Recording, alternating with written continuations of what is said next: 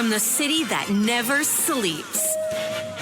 17 miles from Madison Square Garden, New York City. It's America at Night with Rich Valdez. America's favorite late-night talk program, featuring interesting guests from around the world and calls from across America.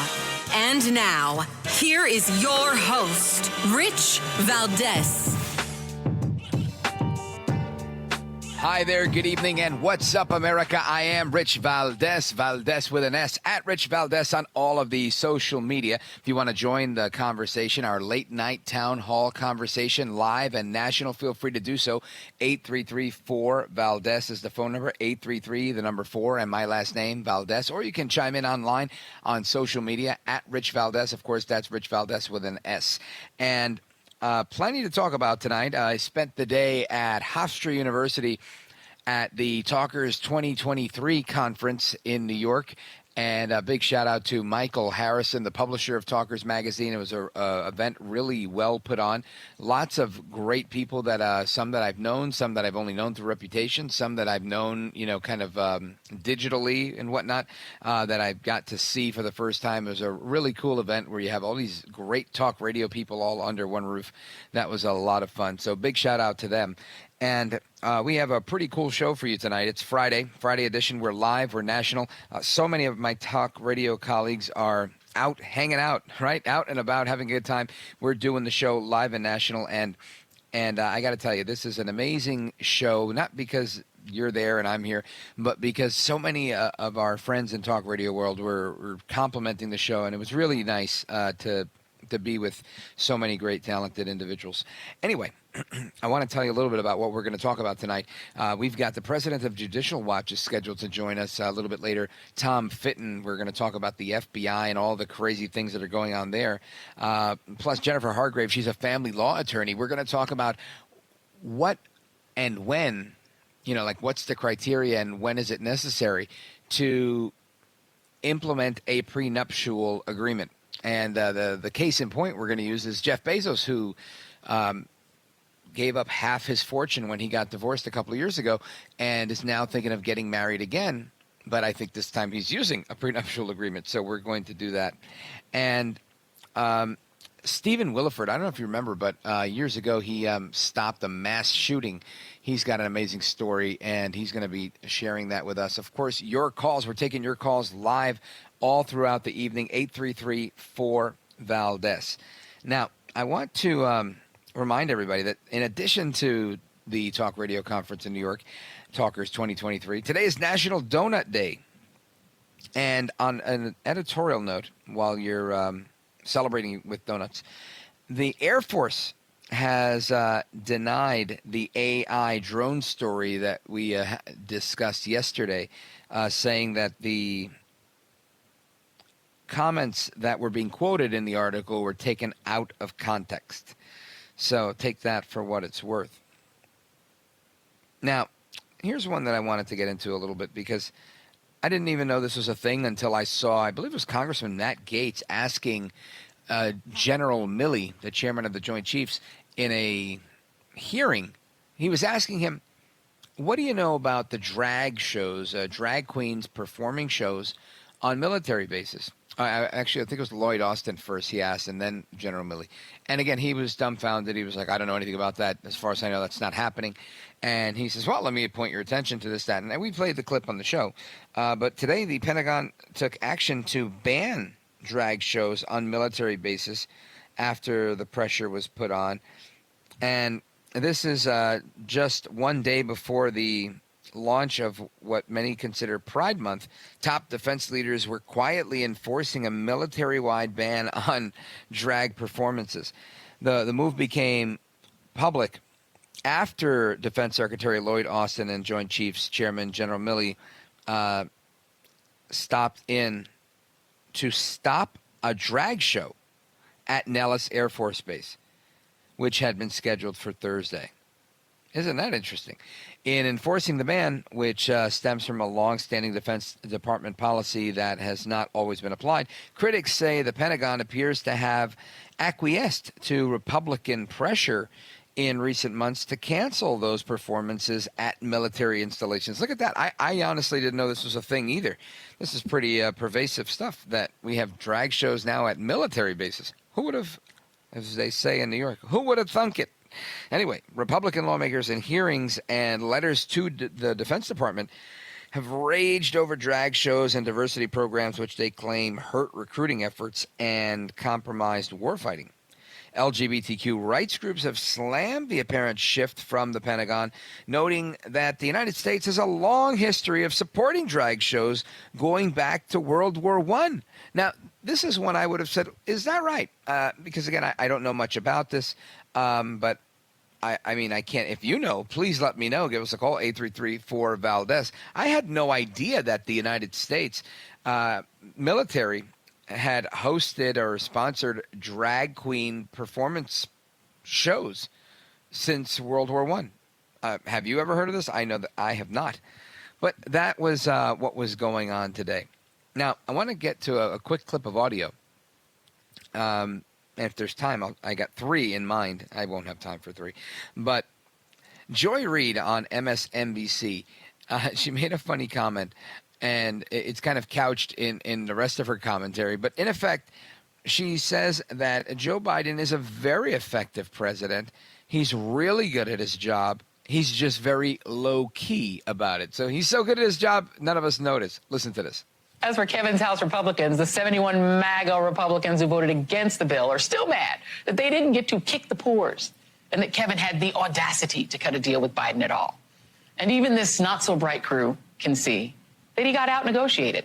And that is because Joe Biden actually is effective at doing this job in a low-key way that is light on bragging but heavy on delivering for the American people. In this case, saving us from a catastrophic default. But even before this, with the Inflation Reduction Act or the bipartisan infrastructure law or the most significant gun violence reduction legislation in 30 years, again, Biden ain't flashy.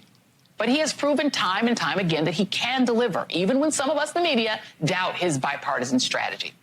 Now, he's not flashy, but he's certainly splashy, right? When he takes a spill, he really goes all out. And again, I don't mean to make fun. Honestly, I was a little concerned about that. But it is fascinating how, and I mentioned this yesterday, I'll share it again, how the media wants to just be like, no, this is look, it was a sandbag, guys. It was a sandbag, all right? Who doesn't trip over a sandbag? Come on, let's act your age, not your shoe size. Right, today they're super adult. But when President Trump wore his leather-bottomed shoes and took it really, really slow going down that ramp without falling, he was, suffering from cognitive decline, et cetera, et cetera, et cetera. We've got the montage that shows that juxtaposition from the media. We'll play that a little bit later on. But I think it's just fascinating that this is the situation that we're in because I've always seen the media bias, but it just hasn't been this pervasive, at least not this bad until recent years.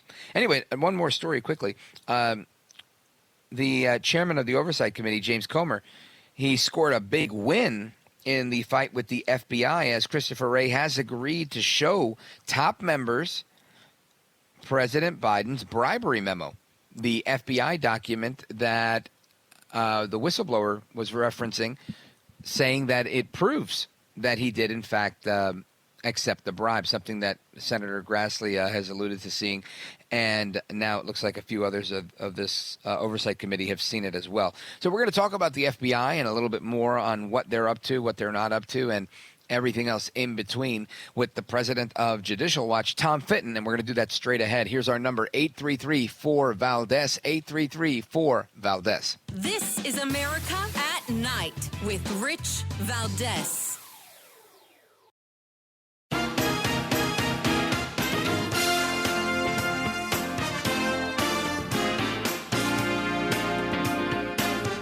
Well, thank you, Rich, and thank you for everything. I know you very well, and I listen, but I have a lot of people that listen, and they love your show, and I appreciate it very much. America at Night with Rich Valdez.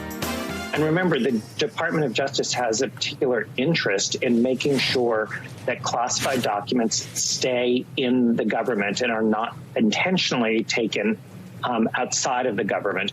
And many, many people have been prosecuted for far less. And that's the reason I find it really inconceivable that he would not be charged, because frankly, I think the rule of law requires it. If he is going to be treated the same as anyone else who did the same thing, then all you have to do is look at what the Department of Justice has done in cases that frankly are far less egregious, and they've been charged. So I really think this is a question of when, not a question of if. All right, so that is Andrew Weissman, former Department of Justice lackey Andrew Weissman, who was the brains behind the Mueller investigation, according to so many. And he says it's not a question of when, it's a question of if, rather. It's a question of when. Yet today the Department of Justice says they're not going to be doing anything to Mike Pence, who was also found to have some classified documents. And the whole thing, to me, is just bizarre. And of course, as you know, I'm not a radio lawyer. I don't play one on the radio. I'm not even a lawyer in real life. But I do have lots of questions, and I love to invite lawyers on the program. So today we've got the president of Judicial Watch, Tom Fitton. Welcome, sir. Well, it's good to be with you, but you're going to have to get another guest. I'm not a lawyer. Well, you get to be the president of Judicial Watch. That's good enough for me. I'll do my best to explain, well, a lot of what we're talking about isn't law, as you'll find out. Yeah, it's honestly dirty politics. You're right, Tom Fitton. Yeah. And I understand. But good to be with you. Thank you for having me. Oh, it's my pleasure. And I understand that you appeared before this grand jury. There was 23 of them. Is that right? Yeah, I think that's the number that's in there. This is a grand jury that's been impaneled by Biden, his Justice Department, to target Trump for this document hoax and for his disputing and others disputing Biden's election. I mean, to describe it is to condemn it, isn't it? Yeah, it seems that way. Now, what's interesting here is that they're going after Trump on documents, and in another jurisdiction, they're going after Trump on everything they can. You have a pretty good track record of waging some lawfare against them with your own lawsuits and being successful. What's your take on this right here? Having had them drag you in to be a witness. What do you think is going to be the outcome of this? Do you think Andrew Weissman is correct that it's not a question of if but when, or do you think they eventually back down and this is just theater? I don't think they're going to back down. I think they're going to concoct a reason to indict him. I think they've been incentivized by Alvin Bragg's outrageous investigation and indictment up in New York. Mm-hmm. And, my thinking is there's other Democrat partisans now running this investigation in the Justice Department are going to say, why not join the party? And certainly in Fulton County, Georgia, another hotbed of Democratic partisanship, they're also concocting reasons to go after Trump. And I think, obviously President Trump and no one else is above the law, but they're not beneath the protection of the law. And so when you see these charges being bandied about, you have to say, is there something going on here that hasn't happened before? And if it is, that's a pretty good indication something improper is happening. And in New York and Washington, D.C., and in Georgia, you have unprecedented and novel applications of the so-called law to target Trump in ways that have never been done before in our legal system, and certainly not against the former president. In New York, you have a settlement with someone, they charge you with a crime because it was a campaign finance violation, although they won't tell you exactly what that crime might be, as we've learned in New York. In Washington, D.C., you dispute a Democrat president winning, you get investigated by a grand jury. You hold documents as a former president that every former president has been able to do and has been interpreted to be proper previously, certainly for Bill Clinton, as Judicial Watch uncovered when we had actually sued on this very issue for his infamous sock drawer case. New rules for Trump. And in Fulton County, Georgia, again, challenging an election, raising questions as president about the way the election was conducted. They want to prosecute you and jail you. And I tell you, my guess is it's probably not too far afield that this President Trump's going to be campaigning from jail potentially at one point. Wow. Folks, we're on with Tom Fitton. He's the president of Judicial Watch. And Tom Fitton, tell us a little bit more about your experience with this interrogation, this interview from the grand jury investigating Trump. What, I guess they notified your attorney or they sent you a subpoena. You responded. They came to my house. They sent FBI agents to my house to serve me a subpoena as I was recovering from skin cancer surgery. I literally got home a few hours earlier. Knock, knock, knock, knock, knock, knock. Imagine getting that served to you at night. And, long story short, I end up in front of the grand jury after abusive back and forth with the Justice Department, where they said I could come in and talk informally to their lawyers, and then they decided no, I had to come in for a grand jury appearance as a witness. I mean, complete pulling the rug out from our plans to cooperate with them, even though we knew it was harassment. What are you going to do? It's the government, right? And it's Washington, D.C., so you can't really get anywhere with the courts if you object too strongly to it. You go in there, it's kind of hard to say no. Yeah. It's we're not above the law either, right? It's a grand jury subpoena, so they say I'm a witness, so I go. Now, Judicial Watch, and we've been front and center in highlighting this disparate treatment between between Clinton and Trump on records, right? Because we have been involved in this Clinton records case where we had sought records that we thought Clinton shouldn't have had, and we thought were classified, and the government should have gotten, and we were told by the Justice Department and the archives and the federal court judge, no, there's nothing you can do. The president gets to keep records if he wants after he leaves, and there's no one who can second guess him. And the government said, we presume records that he has after he leaves office are necessarily personal, meaning not classified. And so when all this erupted with Trump in last year, we're like, well, what is going on here? You did a 180 from your position with Judicial Watch. The court endorsed them, and all of a sudden the new rules for Trump. So we're front and center. What do we get? We sue on the abusive raid.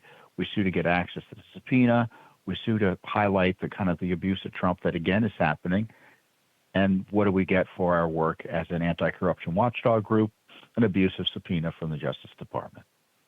And you go in there, and it's 23 or so grand jurors, and I had 3 U.S. attorneys or 3 prosecutors, federal prosecutors, tag teaming me for 4 hours of questioning.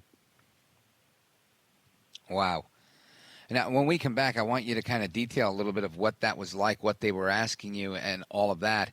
But before we get to that, I just want you to remind everybody of how they can keep up to speed with what you're doing. Share your social media handle and your website if you can, Tom Fitton.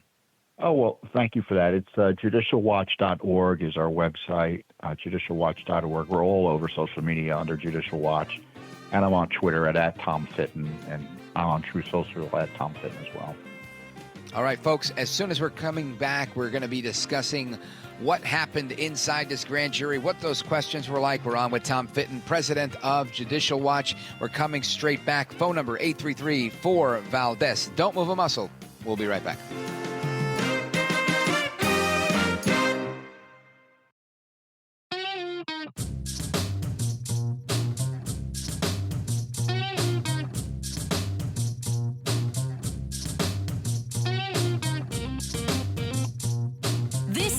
America at Night with Rich Valdez. All right, America, welcome back. We're on with Tom Fitton, president of Judicial Watch. And while he was at home sitting on his couch recovering from significant skin cancer surgery, there were knocks on the door. And it wasn't anybody bringing him a pie saying, get well soon, Tom Fitton. Who was it? It was 2 FBI agents. Although they nicely pointed out I had an Amazon package there to get as well. Oh, thank God. Thank God you got your Amazon Prime with my bandaged face. Unbelievable. Just unbelievable. So they go in and they bless you with this subpoena. You have to come in. 23 grand jurors, and then there's you said 3 federal prosecutors, and they're after you. They want to get some information after you. What are they asking you? Well, the general topics were this dispute with the Trump records, and then secondly, the dispute with the 2020 elections. And,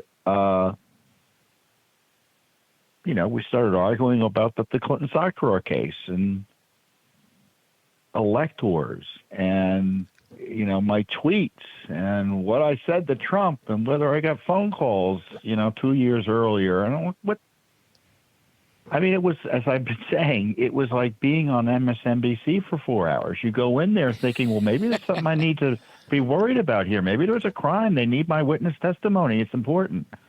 And then it's a debate about all these issues. It wasn't, they got a few questions that were substantive that they probably had to check the boxes to ask, but the rest of it was argumentative and being abused and harassed for First Amendment protected activity by me and Judicial Watch.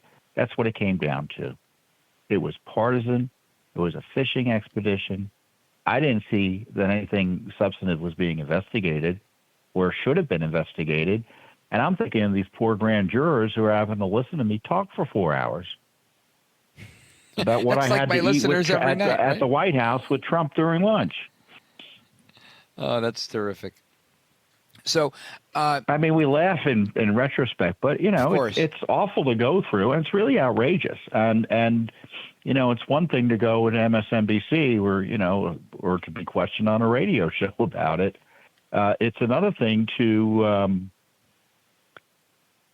recognize that this is a pretty sacrosanct process, right? The rule of law, the federal grand jury, they're investigating a former president.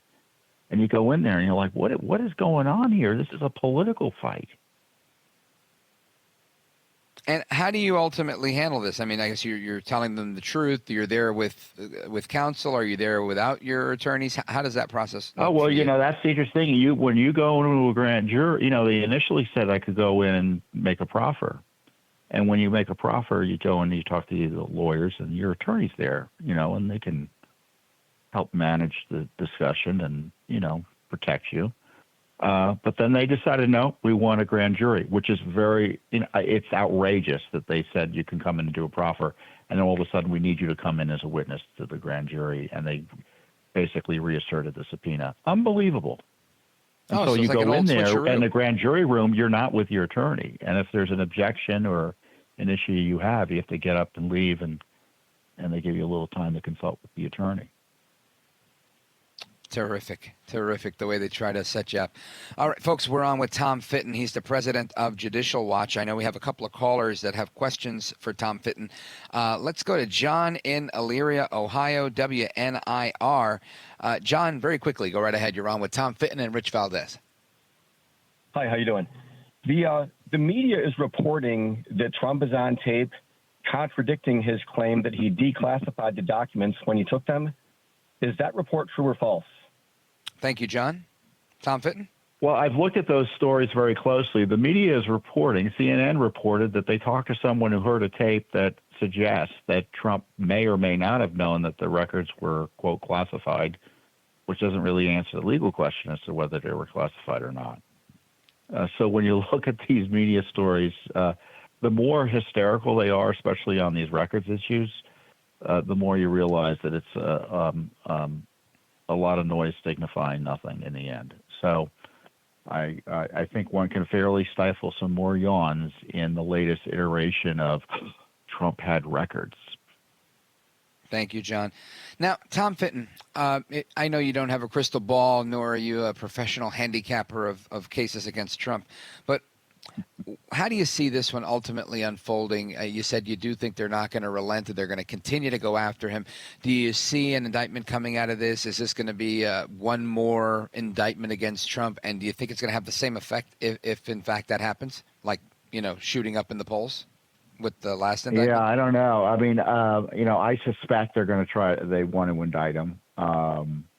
Just the process itself, to me, no sensible prosecutor would have pursued it as long unless they thought they would have the big prize at the end. And but this is insensible. It's political. Now, the political impact,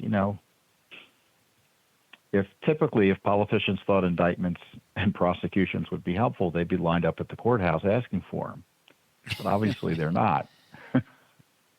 But right, as someone pointed out to me the other day, Trump's a different politician. So I think, ironically, many Americans may discount this. So who knows? Because they see it's just, just more of the Durham report just reminded people the Justice Department is irredeemably corrupt. So anything that comes out with respect to Trump, I think people will appropriately discount. However outrageous and anti-constitutional and dangerous it is to the future of our republic. Yeah, lamentably, that seems to be the truth. It seems like we're turning the corner on new and uglier things that are more egregious each week, each day, in fact. Tom Fitton, I wanted you to just remind everybody about the work that you're doing at Judicial Watch and, again, give them the website and any social media handles so that they know how to find you.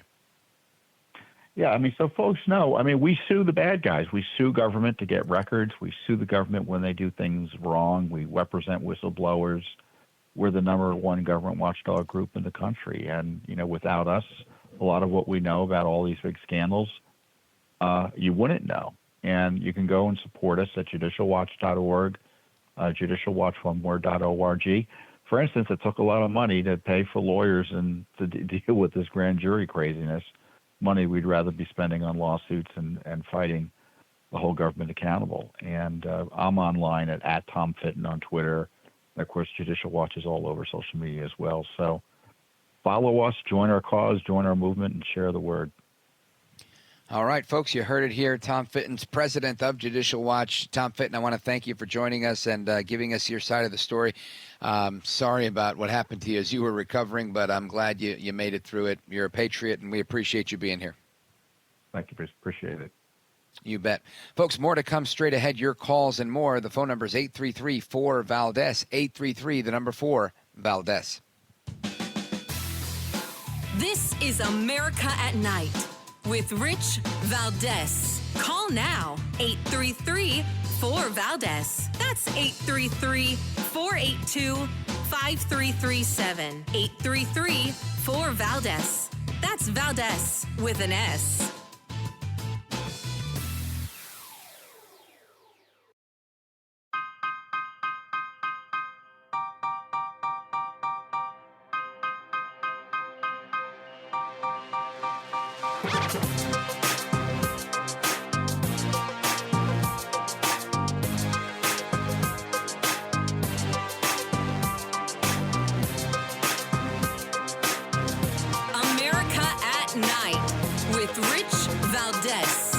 And just to make sure we clear the record here, he tripped over a sandbag on the stage, and briefly he tripped and got up, and he got right back up and continued what he was there to do.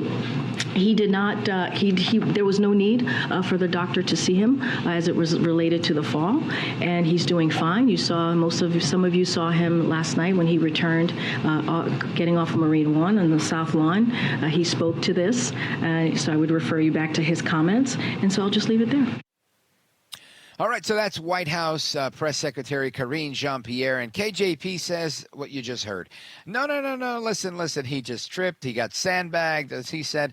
The only reason I think this is interesting, again, she's obviously answering a question she was asked by a reporter who's concerned, but doesn't she just sound so defensive, right? It just sounds, she's like, look, listen, it was a sandbag, okay? You've never tripped on a sandbag? Now, truth be told, I have these studio lights, where when I do like television appearances and whatever, and one of them is secured with a sandbag, and I do trip on that, but I've never fallen that bad. Now, granted, I'm not as old as Joe Biden, but I've never fallen at all. Honestly, I just trip like, oh shoot, I stubbed my toe and I keep it moving. But it was quite the spill, and interesting to me the way they handled it. So listen, no big deal. Every president stubs his toe on sandbags. What, are you kidding me? What's wrong with you? How dare you? Anyway, I want to go to the phones. Yeah, I want to check in with Steve in Atlanta. Steve, welcome. WGKA. What's going on, my man? Hey, thanks for taking my call. I really appreciate it. You're welcome. Thanks for Let taking me my tell call. you, I ask really you a quick appreciate it. question. Tell everybody, I guess, what you think of this Joe Biden tripping on the sandbag. What was your initial take on that? I have no opinion on that. It's just an old man tripping on a sandbag that he should have seen, but he can't see because he's got those sunglasses on, and he squints his eyes so small because of his dementia. It's a thing. With people with dementia, they close their eyes. Light is harmful to their, right. It hurts their brain. I don't have any opinion on that. I'm sorry. I didn't call about That's fine. that.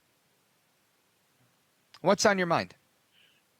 All right, so I wish I would have gotten a response from Tom Fitton or gotten in. You only had one caller at that time. So Tom Fitton 2 years ago was visited by two FBI agents, and what they were doing for the last 5 years, almost 6, were doing illegal wiretaps, and it's not who you think it was.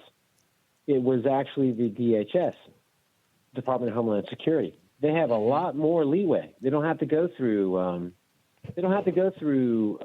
Anyway. So that's why he said it was just an expedition, because they can't make him aware that he was illegally out wiretapped. Yet they listened to his calls, and they already knew about his phone calls, and they wanted him to answer questions about it to admit to the phone calls. It has nothing to do with anything he did wrong in it. They just wanted him to, I guess, admit to something. A grand jury. There's an old saying, Steve, that when the feds ask you a question, it's because they already know the answer. I don't know if what you're saying has validity to it or not, but it does fit with the old saying, right? That if they're asking, it's because they already know. Interesting point. We'll have to research it on this end. I'm not sure how that works. As far as I know, you have to have due process. But again, they proved us wrong with that one when they were able to do it to President Trump and candidate Trump and everything they did with the people on his campaign in Trump Tower, et cetera, which I think still is underreported. But thank you for your call, my brother. I appreciate it. I also wanted to make sure that everybody had a chance to hear this. Before there was KJP, there was Little Red Riding Hood, right? I like to call her Jen Psaki, and Silent P, of course. Jen Psaki, Silent P, she was on MSNBC, right? That's where she works now. And she says that, look, the problem here is that Republicans don't like Biden because of whatever policy reasons, but there are some Republicans that actually do like Biden because he's an old white man, and that's what they're into. Listen to this. What do you think it is about Joe Biden?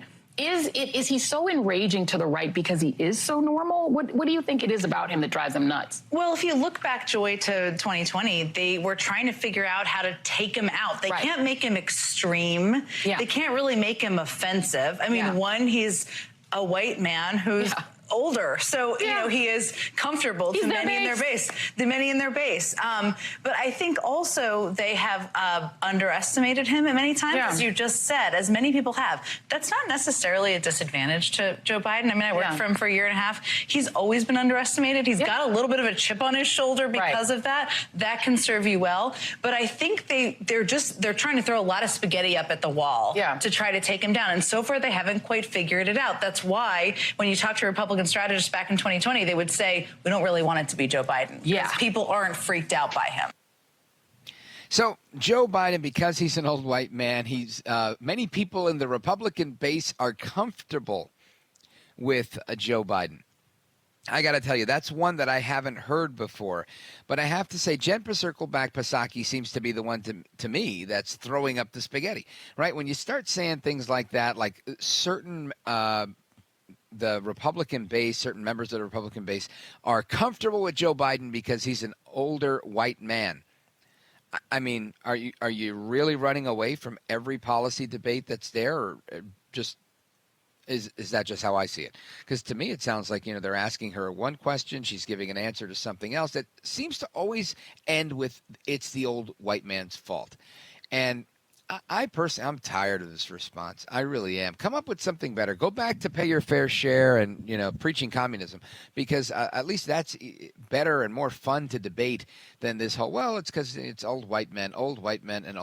I'm so tired of blaming old white men for just about everything. Come on. I think she needs to do better. MSNBC needs to do better. As a country, we need to do better and stop blaming all the old white men. It's not a valid argument, in my opinion, right? I don't know. You let me know if I'm right or wrong. 833-4-VALDEZ, 833-4-VALDEZ. This is America at Night with Rich Valdez.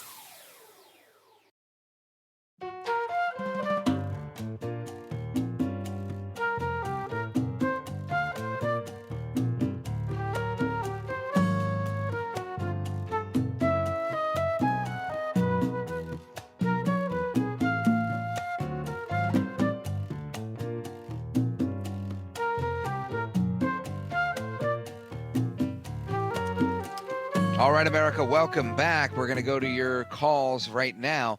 833-4-VALDEZ, 833, the number 4-VALDEZ. Let's go to Jay in Randolph, listening online to Rich Valdez, America at Night. Jay, welcome.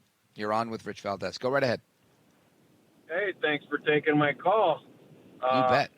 I just on my drive home from work, and I heard you talking about blaming old white men and how it's not really, we don't have an argument, but Biden's been in government for 50 years, and he's an old white man, and a lot of these problems came from him.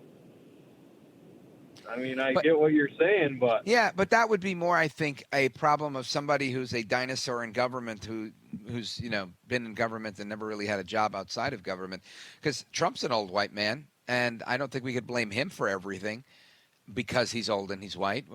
You can blame him for what he may have done in office, but you can't blame him or blame America's problems on him being old and being white, right? Right, exactly. So that's why I say it's not about being old and white. It's about being stupid and making bad choices. To completely bad choices, just totally heading in the wrong direction. Now, where is Randolph, New York? If you go about 70 miles south of Buffalo towards the Pennsylvania border, you're there. Oh, wow. So that's pretty up there. That means it's cold. Yeah, we're above Warren, Pennsylvania, just a little bit to the east of Erie, Pennsylvania. That's kind of closer to where we're at. Right. So how far is that from High Point, New York? High Point? You got me on that one. I don't know, because the high point that hit my brain was the motocross track, and that's, down near West Virginia. So. I gotcha. Well, I want to thank you for calling in. I appreciate it. I appreciate your listenership, and, of course, I appreciate you calling in as well. Big shout-out to Jay in Randolph, New York. Now, I also want to invite you guys to keep your calls coming all night long. We're going to continue our conversations. Next up, we're going to jump into a topic of divorce and remarriage and the prenuptial agreement with Jennifer Hargrave. She's a family attorney. And this is an interesting one. I've only been married once, but I have so many colleagues that have been married multiple times, and I've always wondered when and how, how do you broach the topic? Hey, babe, sign this. And by the way, here's a ring. I don't know how that works, but we're going to get to that straight ahead. 833-4-VALDEZ, the phone number. We're coming right back. It's America at Night with me, Rich Valdez. Don't move a muscle.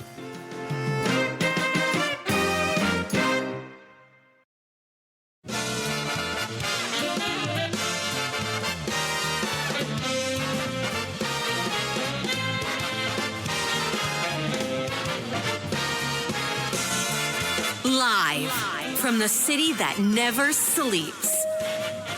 17 miles from Madison Square Garden, New York City. It's America at Night with Rich Valdez. America's favorite late-night talk program, featuring interesting guests from around the world and calls from across America. And now, here is your host, Rich Valdez. Hi there, good evening, and what's up, America? I am Rich Valdez, Valdez with an S, at Rich Valdez on all of the social media, your liberty-loving Latino amigo, and I'm happy to be with you guys tonight. Give us a call if you want to join our late-night National Town Hall Forum. The phone number is 833-4 Valdez, 833-4 Valdez. And a couple of stories I want to share with you. A bunch of interesting news out there tonight.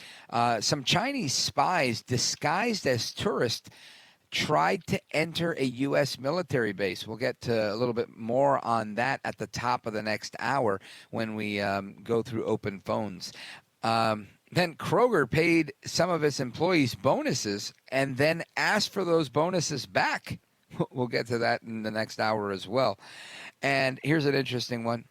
Louisiana State University has unveiled air-conditioned football helmets for their athletes. Now, that's something that I want to learn about because it's pretty cool. Finally, the Volkswagen van is back. Their iconic bus that kind of looked like the Mystery Machine from Scooby-Doo.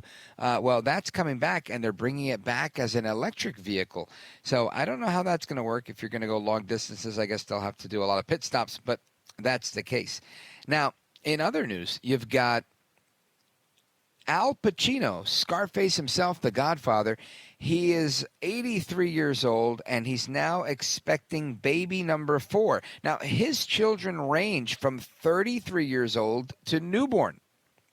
But he's not alone, because Robert De Niro has 7 kids and just welcomed his 7th child.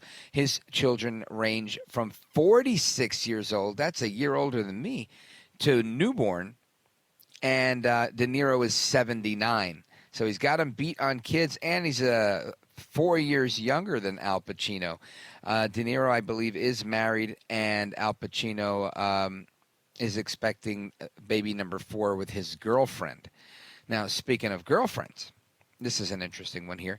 Jeff Bezos of Amazon fame, he's announced plans to get married again to, I think her name is Lauren Sanchez, and he famously divorced his ex-wife, and she got half of his fortune, becoming like the one of the richest women in the world, just becoming divorced. It was very interesting, and I remember covering that story on the radio, and I was like, man, some girls have all the luck. Anyway, so he's planning on remarrying, and there are plans to sign a prenuptial agreement. Now, I've only been married once, and I've only been divorced once, and I've never signed any prenuptial agreement, so I don't know anything about this. And Jennifer Hargrave is an attorney, and she's going to play one on the radio tonight. She's a family law attorney, and her specialty is in all things family law. Jennifer Hargrave, welcome.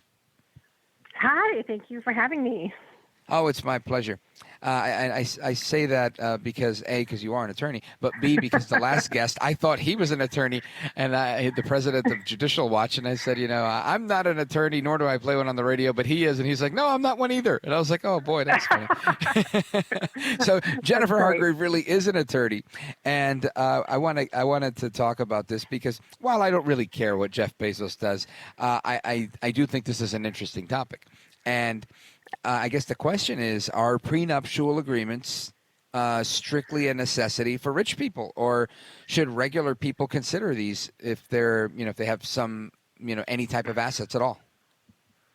Well, I'm so glad you're having this conversation because I think it's really important to talk about. And the first thing I'll say, since I am a lawyer, is I'm going to disclose that I have nothing to do with Jeff Bezos or Lauren Sanchez, so I'm not their lawyer. And of course, I'm not giving legal advice tonight. But I do think it's really important for people to understand that when you get married, there is a whole set of laws that will apply based on the state that you live in to how you own property. And so people enter into marriage and don't really think about the legal ramifications and consequences for their property rights.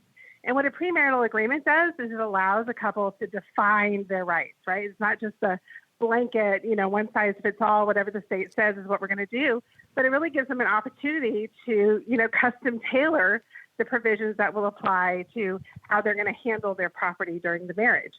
So it is very advisable if you are wealthy to have a premarital agreement before getting married. But there are other circumstances where it's really helpful as well. So if you have children from a prior marriage, if there's a huge disparity in the assets that you have, those are good situations to be talking about a premarital agreement.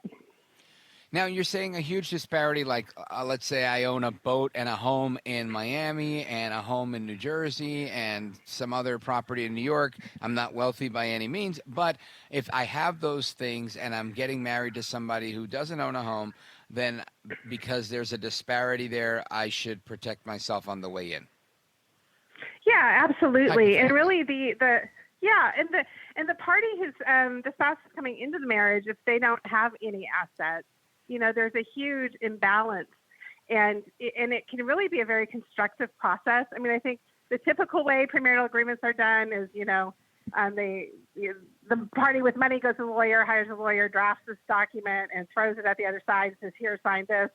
And if they don't sign it, they don't get married. And that's certainly a common way to do it. But there are better ways to do it, which is to really have a constructive conversation about the assets, about how they're going to be managed, about, what happens in the event of death, what happens in the event of a divorce, what kind of safety measures are there going to be in place for the party who doesn't have the assets. But, maybe it's just some money to move out of the house that they don't own when it comes time for a divorce. But there are other provisions as well. So it can help sort of at least give both people a sense of security in the marriage, which is a much better way to start a marriage. Right. So kind of laying out the ground rules should there be a need to make a move. And that's probably a good idea.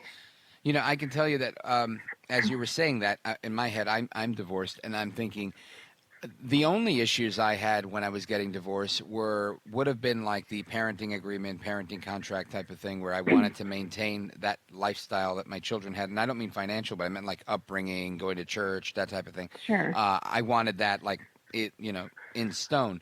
And it's probably a lot easier to get it when you're not getting divorced, right? When you in a prenuptial agreement, sure. Say, I want to get married, and I want to make sure our kids do X, Y, and Z. And since you still like me and you don't hate me right now, let's do it. And it's probably easier to get on the front end. Yeah, that's the key point. Is it's a lot easier to negotiate what you want when you both like each other. It's a lot more difficult when you don't. But children issues are different. So. And I can't speak to all states. Every state has its own system. So I'm in Texas, so that's what I know well. But we really can't contractually obligate parties with regards to the children that haven't been, well, especially if they haven't been born yet, because you don't yet know what's going to be in the best interest of the children. But people can still write out intentions. They may not be legally binding, but they can at least, express what their goals are with regard to children. Now, and again, go ahead. I was just going to say, I think the important thing is that you're having these conversations ahead of the marriage. I know it's a novel idea, but these are important topics to be talking about. So whether you end up getting a premarital agreement or not, at least, hitting on these really key topics is going to be really helpful to starting your marriage off right and avoiding the divorce lawyer later on. Right. And let me just remind our audience that we're on with Jennifer Hargrave. She's a family law attorney. And if you want to join this conversation with Jennifer and I, feel free. It's 833-4-VALDEZ, 833-4-VALDEZ. Now, let's bring it back to Hollywood over here and talking about Bezos and his soon-to-be wife. He famously divorced his previous wife, and she became incredibly wealthy. And I guess she was already wealthy. She just, walked away with what was hers in that divorce settlement. But it was, some staggeringly, large number. And I'm wondering, is it for the new wife? I mean, obviously, I'm guessing she's going to say things like, I love him. I'm not interested in his money, that type of thing. Is it very common that let me rephrase. So my conception of these types of prenuptial agreements is, let's say I'm Jeff Bezos. I'm thinking I'm protecting all of my stuff here. Right? Everything that's mine is mine, and what we build together is ours. But what I have coming into this is mine. Is that typically how it works, or do you have to share a percentage, or can you elect to share a percentage and say, look, maybe a tenth of what I have is ours on the way in, and we'll see what happens later? Yeah. So again, this is going to vary widely state to state, but I know in Texas we're a community property state like California is, so there may be some similarities.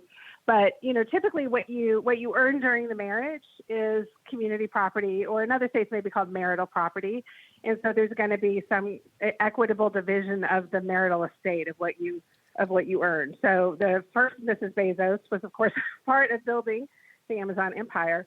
And so that was acquired during the marriage. Now, when Jeff goes to enter into a second marriage, he's already acquired all of those assets. But there can be parts of those assets, which in Texas, they would not be marital property. That would be separate property. So that would be his. But some of those assets, I'm sure, are generating income for him, right? So if you've got dividends and interest, you've got rental properties with income coming off of that. Anytime you have income off of an asset, in our system, that is considered community property or marital property. And so you can, without a premarital agreement, you can end up with all these commingled assets and get really, really complicated. And it's not just about a divorce, but it is, in the event of death. And then he has children too. So it can, you can end up with estates whose is are it? being probated and be really complicated, and the families can end up at war.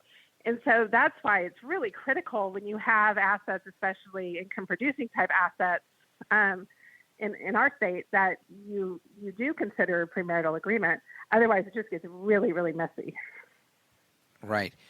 All right. Well, I want you to stand by right there. I want to continue this conversation with you, but we're going to take a quick pause. Folks, we're on with Jennifer Hargrave. She's a family lawyer out of Texas, and we're going to continue this conversation with her, plus your calls, 833-4-VALDEZ, 833-4-VALDEZ. This is America at Night with Rich Valdez.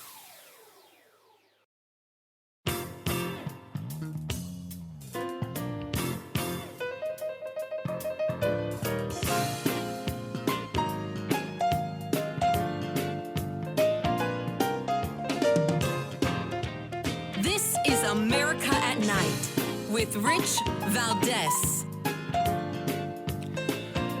All right, our guest is with us for one more segment, Jennifer Hargrave, family law attorney, and we have a caller, Barry, from Nevada City, California, listening on KNCO. Barry, quickly, you're on with Jennifer Hargrave and Rich Valdez. Go right ahead. How you doing, Rich? The question is, in California, I thought it was you couldn't give your rights away. So I was wondering how the prenups, if they're even legal. Yeah. All right. Well, thank you. Interesting point. Jennifer Hargrave, anything that you could add to that comment? Yeah, I do believe they are illegal in California. Most states have a system of law that recognizes the validity of premarital agreements. So I'm not quite sure what he means by giving his rights away, but you can certainly make contracts with regards to your property, just like, if you're buying or selling a house or something, you can make those types of agreements with regard to your spouse. Thank you, Barry. And Jennifer Hargrave, in your practice, and obviously don't give us any personal data about anything, but how often do you do these types of prenuptial agreements? Is it a very common practice? Are more people doing it than not? Or is it still something that you're telling people they should do or consider, and they're like, all right, I'll let you know? We get a fair amount of calls, inquiries about premarital agreements. And so usually what we'll do is sit down, we'll do a consultation with somebody and kind of look at their situation and help them determine whether the system of laws, that default system that we talked about, whether that's sufficient for them or whether it really makes sense to incur the expense of a premarital agreement. And, I do a fair amount of them for sure. Is it your experience that they're typically successful? They do the job? They're helpful? Yeah, they have to be well drafted. So what I wouldn't do is encourage somebody to just download one off of a form, because that's not necessarily going to be tailored to your set of circumstances. But a well drafted premarital agreement, yes, it is. They usually are binding. They do hold up in court. And In fact, in Texas, there's a presumption that they're binding. So you have to be really careful what you sign and make sure you understand it. And a well-drafted premarital agreement can really be a good and constructive way to begin a marriage. So I say that with the hope that hopefully they won't come back and need us in a divorce. But like we talked about, I'm a romantic, and marriages all end one way or another. So they're going to end by death or divorce. And having a well-drafted premarital agreement can just save a lot of headaches down the road. That's a good way of looking at it. Now, share a war story, if you will, or a really good story, either way. I'm just curious to know, something I may not have heard that I think our audience would enjoy hearing. It sounds like you have a lot of experience in this realm, and whether it's a good one or a bad one, lay it on us. Sure. I mean, like one of the best experiences I had was a young couple. They were getting married, and the son did not know that he had an estate through his family. There was a trust, and it had never been discussed in his growing up years. And so his father had advised him that he had this trust. Now that he was getting married, he really needed to have a premarital agreement. And the reason why it was like a great story was because his wife hired a lawyer as well, and together we were able to really walk through, different scenarios that they may encounter in their marriage, like having children or moving, and talk about different ways to address that. And what happens if he were to die and she's living on his property, what kind of property rights would she have? So I think it was a really positive experience for both of them. The scenarios that are kind of cringy are the ones where, a premarital agreement is given 2 nights before the wedding. And that's a really horrible way to start a marriage. And I don't recommend that anybody do that. Sounds scary and stressful. Exactly. And if you're trying to pull one over on your spouse, it's just not a great way to start a marriage. I agree. No. Jennifer Hargrave, let everybody know how they could get in touch with you, follow the work you're doing, catch up with you online, etc. Absolutely. You can find out more about our firm at www.hargravefamilylaw.com. We're in Dallas, Texas. Also, we have a great YouTube channel. If you look us up at Hargrave Family Law, we've interviewed lots of guests and spoken about a whole variety of topics touching on divorce in custody and premarital agreements. Outstanding. Well, I want to thank you for joining us. Definitely not the most comfortable topic to discuss, but one that's necessary nonetheless. And you made it as painless as possible. Jennifer Hargrave, thank you so much for joining us. Thank you, Rich. You're welcome. Have a great weekend. All right, folks, more to come straight ahead. I don't know if you guys remember the Sutherland Springs shooting at the church. I believe this was that shooting. Well, Stephen Williford, who was the hero there, he joins us next. Don't go anywhere. I'm Rich Valdez.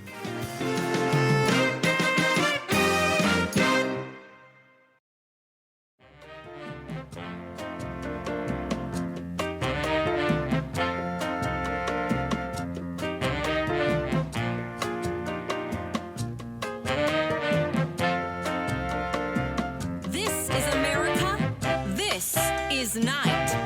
This is Rich Valdez.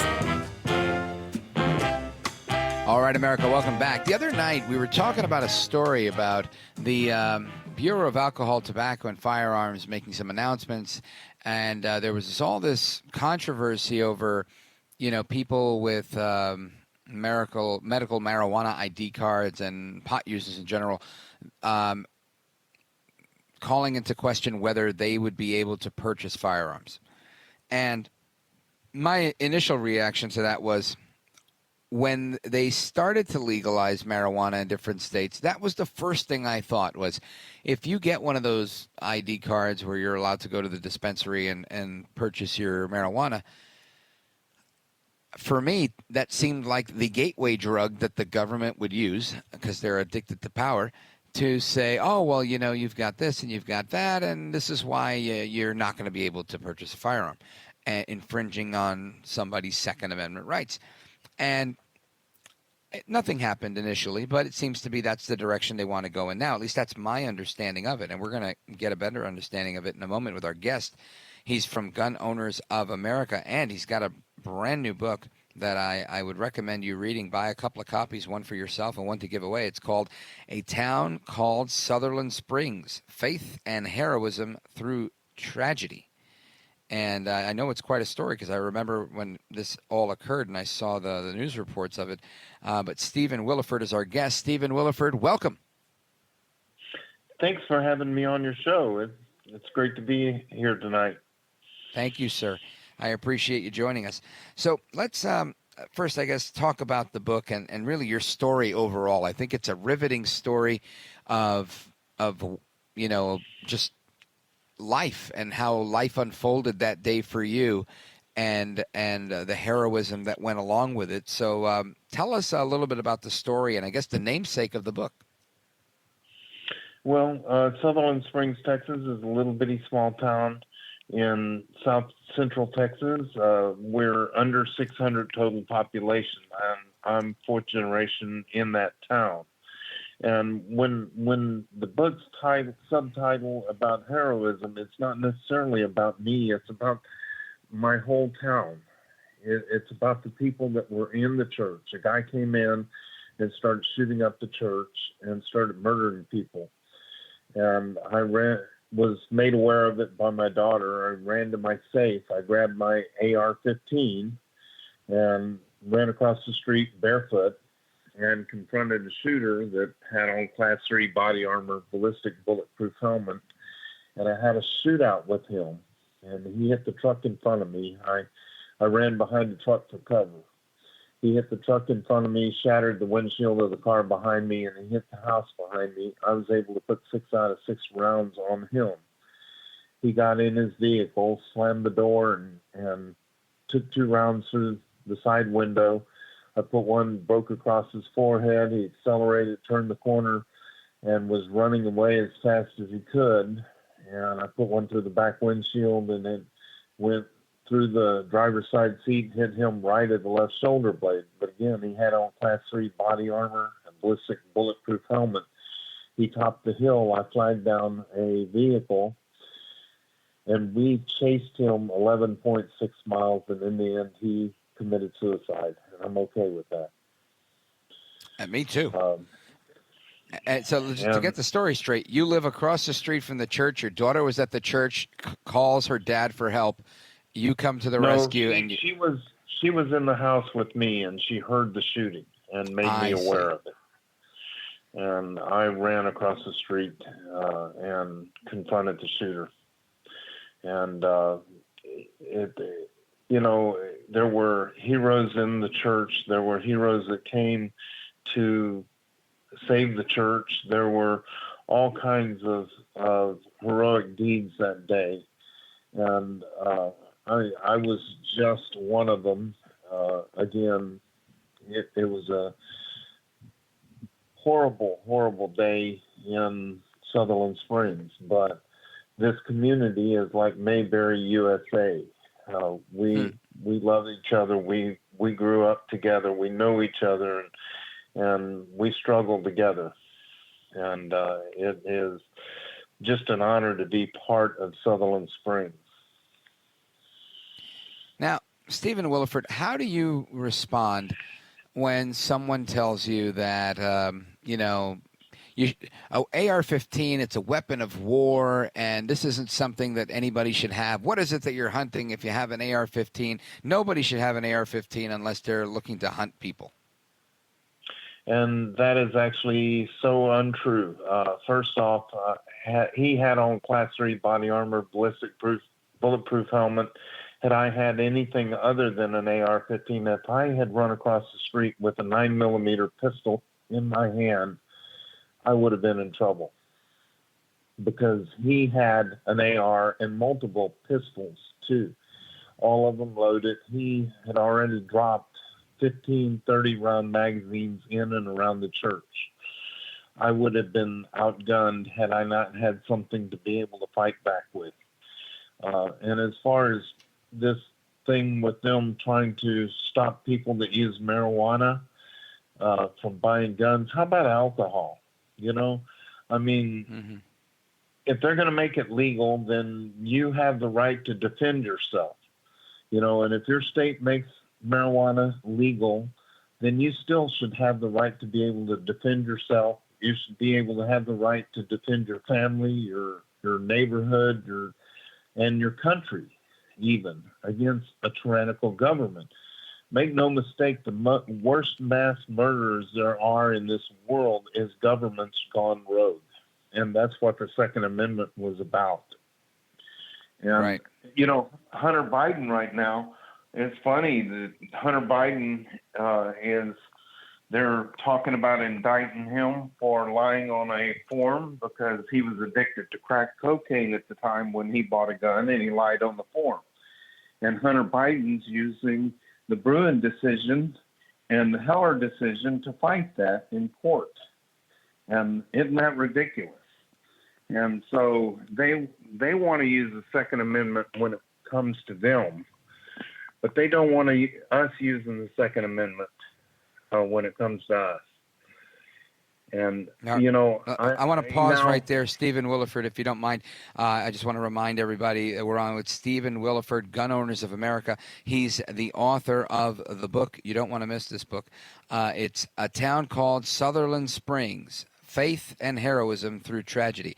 We're going to come right back and discuss the Hunter Biden debacle because you raised a good point there. And I want to get a little bit more on your opinion with this preventing people from their Second Amendment right because they smoke pot. I don't personally smoke pot, but I don't see how one is kind of supersedes the other. To me, I agree with you. It's like there's lots of things you could do to impair yourself. Just don't shoot while impaired. Folks, don't go anywhere. We're on with Stephen Williford. I am Rich Valdez. Our phone number, 833-4-VALDEZ, 833-4-VALDEZ. We're coming right back. This is America at Night with Rich Valdez.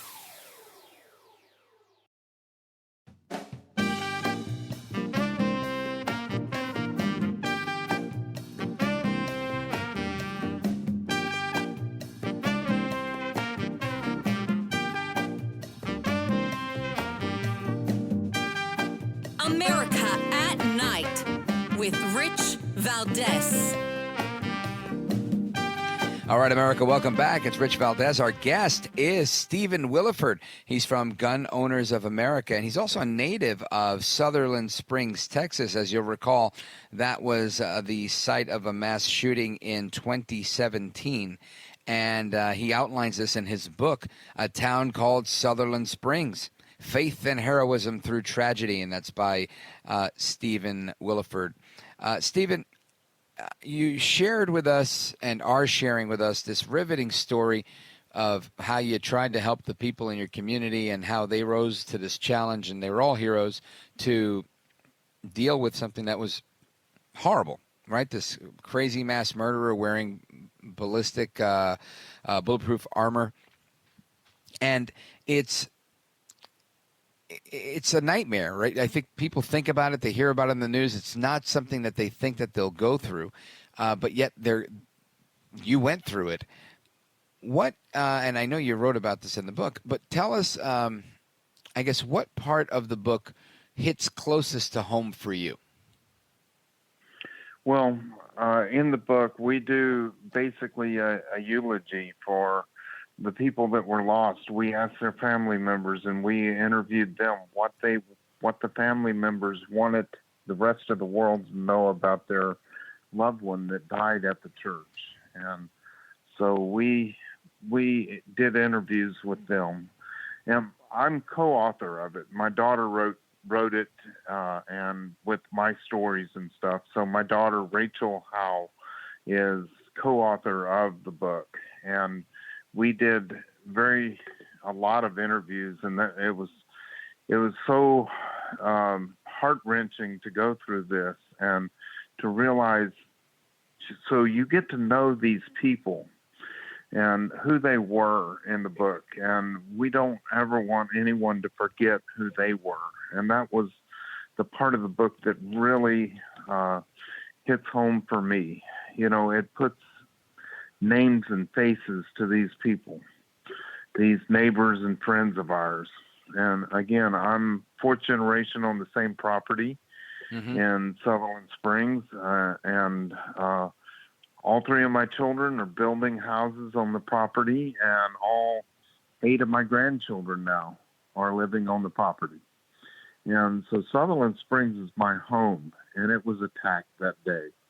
And it's all about the faith of our community that helped rebuild it, and moving forward. And it's about how God planned ahead of time for this. So now I want to thank you for your act of heroism and for doing what you did, because I think it helped to put an end to a horrible situation. But earlier you brought up the current controversy with the Bureau of Alcohol, Tobacco, and Firearms saying that because marijuana is still a controlled substance on the federal schedule, they're not allowing marijuana users to buy guns in states where pot is legal because of that restriction. I agree with you in terms of what you brought up, but how does this end up? Is somebody going to have to sue the federal government? Do they have to lobby the federal government to remove the classification on marijuana? What do you think the next step is going to be? Well, I personally think that the ATF is being put in its place right now with the pistol brace ban, with the bump stock bans and everything. Our lawsuits are going to go all the way to the Supreme Court, and we're going to get a lot of this removed. And the ATF doesn't have the right or the ability to make law. Most people don't understand that the ATF is part of the executive branch, and the executive branch is under the president. But who makes the laws in this nation is the legislative branch, which is our state, our House, and our Senate. And so these alphabet agencies like the ATF can't make and redefine laws that make criminals out of people just at a stroke of their pen. They can't do that. That's not within their power. And they're making decisions right now that is not theirs to be made. And we've got to stay on the pistol brace ban here in the Fifth Circuit Court here in Texas right now.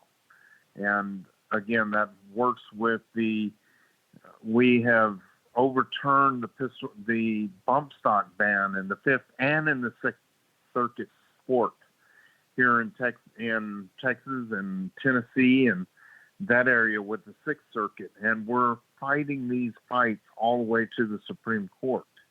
So the ATF just can't decide that they're going to make these decisions and enforce it and put people in jail or deny them their Second Amendment right. They can't just do that. That's not what our Constitution is all about. And so gun owners, gunowners.org, you can go and you can sign up to be a member and get in the fight.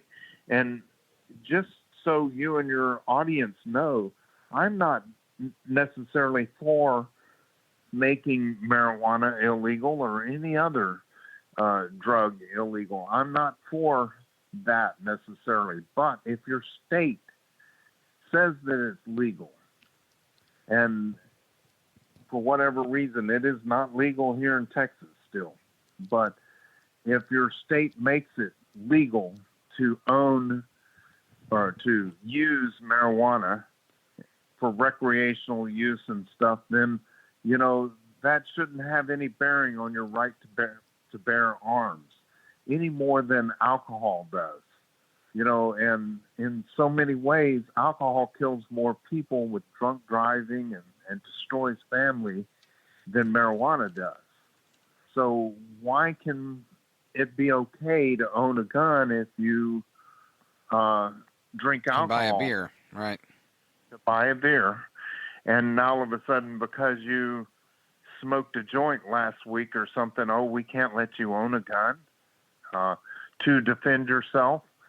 So this is an inalienable right, which means it's a God-given right. The Second Amendment doesn't grant us the right to own a gun. No, what the Second Amendment does is it prevents the government from infringing on a God-given right to self-defense and self-preservation. And right along with all of our Bill of Rights, to freedom of speech and freedom of religion and freedom of the press, these are God-given rights. Our Bill of Rights are set out, and they are the one thing that the federal government is supposed to keep its hands off of. Let's hold it right there. You're on a roll, but I got to take a quick pause. When we come back, we're going to let everybody know how to get the book and how to keep up with the work you're doing with Gun Owners of America. Folks, we're on with Stephen Williford. I am Rich Valdez. Remember, Open Phone America is coming up. Start your calls. You can put them in right now. We're coming right back. 833-4-VALDEZ. This is America at Night with Rich Valdez. Call now, 833-4-VALDEZ. That's 833-482-5337. 833-4-VALDEZ. That's Valdez with an S.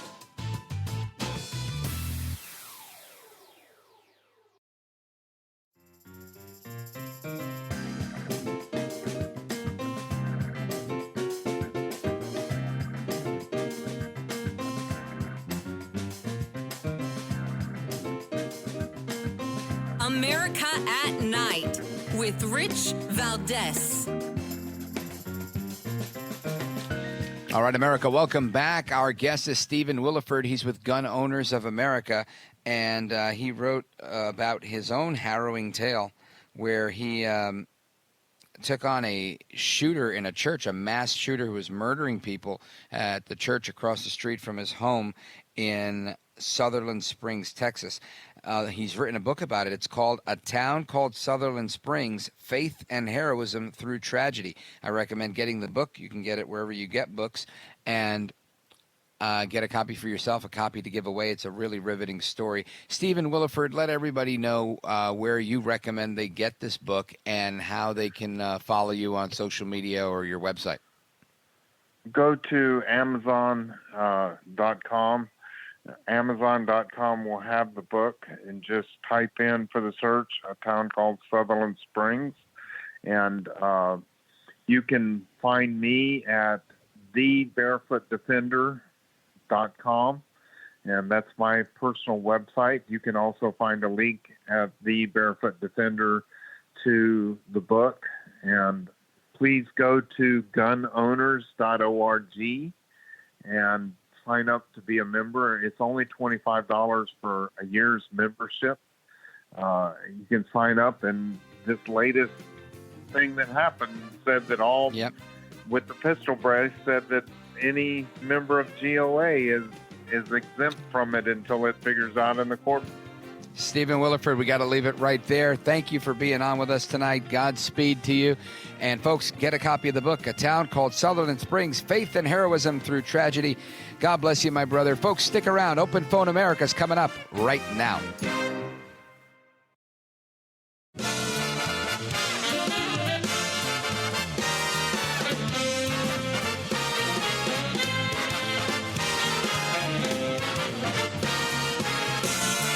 Live from the city that never sleeps.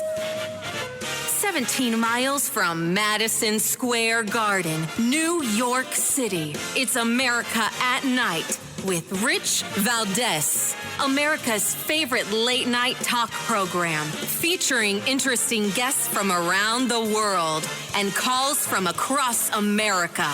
And now, here is your host, Rich Valdez. Hi there, good evening, and what's up, America? I am Rich Valdez, Valdez with an S, at Rich Valdez on all of the social media. Your liberty-loving Latino amigo. Happy to be chatting with you tonight. take down the number, it's 833, the number 4, Valdez, Valdes. Just put it on your phone dial, 833-4-VALDEZ. Or you can always call us on our legacy line, 86650-JIMBO, 86650-JIMBO. That'll always be there, and I love that number. Anyway, I want to welcome you to the program. Of course, it's hour number 3. We're here on the East Coast. If you're listening on the West Coast, welcome. It's still hour number 3. It's just earlier, and it's still Friday over there. But we're officially now in Saturday. Always messes me up. Anyway, I want to get into this story. I mentioned it before, and very interesting. These Chinese spies were disguised as tourists and trying to enter an Alaskan military base. Now, these individuals are suspected Chinese spies disguised as tourists, and they've repeatedly attempted to enter U.S. military bases in Alaska in recent years, and that's according to service members. The Chinese military, or I should say Chinese citizens, have, I don't know if they're with the Chinese military or not. I don't want to be too presumptuous. The Chinese citizens that were apprehended have been apprehended with because they were trying to gain entry at Fort Wainwright in Fairbanks, Alaska, and where soldiers on one occasion searched their vehicle.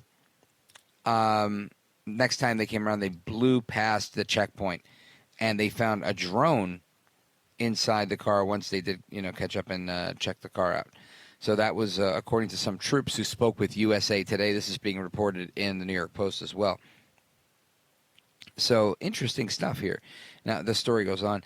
Many of the foreign nationals claim to have gotten lost while driving around and taking in the sights of the last frontier, where the U.S. houses very sensitive military capabilities at the nation's closest point to adversaries in Russia, North Korea, and China. So fascinating how the Chinese are over there. People think they're going to attack. Well, it seems if they are going to attack, they're likely going to attack Alaska. And that's where they seem to be doing a lot of their spying. And again, I'm just speculating here. I don't think they're attacking anybody, but I think they always have an interest wherever they can, they get in where they fit in. How about that? Here's a quote from Deputy Defense Secretary Kathleen Hicks. She says, "We take the safety and security of our people in our installations very seriously." And that was in response to these Chinese spies. So we'll keep you up to speed on what's going on there. But this is definitely not cool, right? I mean, to say the least, not cool in the least. And obviously, we always have this threat, this possibility that we can be infiltrated by the bad guys. But it's our expectation that we have intelligence officials and people that are being proactive working to secure our homeland. Sadly, we see that at the border, we're not secure. Now we're seeing at our military bases, we're not as secure as at least as I would think we should be. And this is indeed a thing, no matter how you slice it.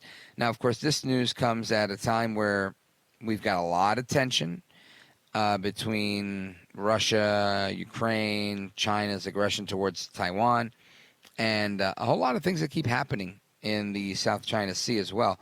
So to me, it just seems like it's unending, right? It just doesn't stop. China is on the move. They're on the move. Wherever they can be on the move, they are. And the United States, not moving much. In fact, the United States is just sitting tight. And again, I don't want to use Biden slip and fall with the sandbag or whatever as, something detrimental to our national security, but I don't think it portrays strength. I think it sends a message of weakness. And weakness is the last thing I think you want to portray when you have a situation where your adversaries, enemies, and those that hate you, like the crazies in Iran, death to America. So not a good look when you have those guys looking at us trying to destroy us. I want to get to your calls momentarily. 833-4-VALDEZ, 833-4-VALDES.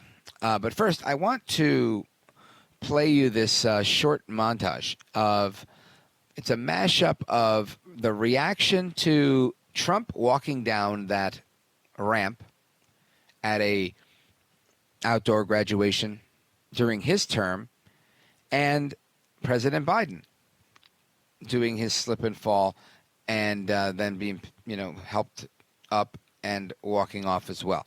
And again, this is not to ridicule Biden as much as I like to ridicule him and call him Joe El Baboso Biden. This is really about an indictment on the media, right? This is really about ridiculing the media. This is really about just making sure that I do my due diligence to let everybody know that I think that their treatment of Trump, and this is nothing that you don't know, right? This is preaching to the choir, but it's got to be done because it's amazing to see how they do this stuff. Listen to this. The White House says President Biden is fine tonight, hours after he tripped and fell during a graduation ceremony at the Air Force Academy. The president is fine. He's fine. The president simply tripped. Falls are really common. This is not some sort of ominous talisman about his medical condition. Everything seems to be totally fine. Just a misplaced sandbag. We will show you in the corner of the screen. See, there's this sandbags. And, it's the advanced team or whoever's fault that they put a sandbag in front of him. And his staff should, make sure there aren't obstacles like sandbags in his way. Twitter and the right are going crazy. It's currently dominating Fox News primetime. Tonight, new questions about President Trump's health after this walk down a ramp at West Point's graduation ceremony this weekend. His halting journey down a ramp. New questions about his health, where he cautiously descended a ramp. The nation in crisis and the president tweeting about his walk down a ramp is where we start today. The president also raised some questions during his West Point speech after taking a moment to sip some water. He was lacking the strength to raise the water glass. There he was. The video's up now, struggling. He takes one step with his left foot, and then the right foot comes and meets the left foot. Well, it's more than just the way he walked, Aaron. He doesn't look right. This is not the first time the president has had difficulty walking down ramps. His speech has become very, very slow, as if he's struggling to read from the teleprompter. Stumble for stumble, Donald Trump seems to be right in line with Joe Biden, or in many cases, even worse. All right. Now, again, I bring it up because I just think it's fascinating. It really is to see how on everything, whether it's policy, whether it's you name it, they will figure out a way to crucify Trump and to just, oh, no, nothing to see here when it comes to Biden. Remarkable. It really is remarkable. So I just wanted to play that for you because I remember when this happened and Trump was doing that event at West Point. It was outdoors. He was really hot. I remember his hand shook a little bit when he put the cup under the podium, and they were saying, oh my gosh, some people went as far as to say it was the beginning of Parkinson's. It was this, it was that. It was really just crazy the way that went down. And the reality is things happen, but they seem a lot more understanding when things happen to Biden than when they happen to Trump. Anyway, I want to get your reaction to that and everything else we've been discussing tonight, whether it was prenups for Bezos, the story of the barefoot defender. We just heard that one, Stephen Williford. And, of course, we've heard about how Tom Fitton was visited by the FBI so that he could testify in the grand jury investigating former President Trump for having classified documents. So lots to discuss. 833-4-VALDEZ, 833-4-VALDEZ. This is America at Night with Rich Valdez. Call now, 833-4-VALDEZ. That's 833-482-5337. 833-4-VALDEZ. That's Valdez with an S.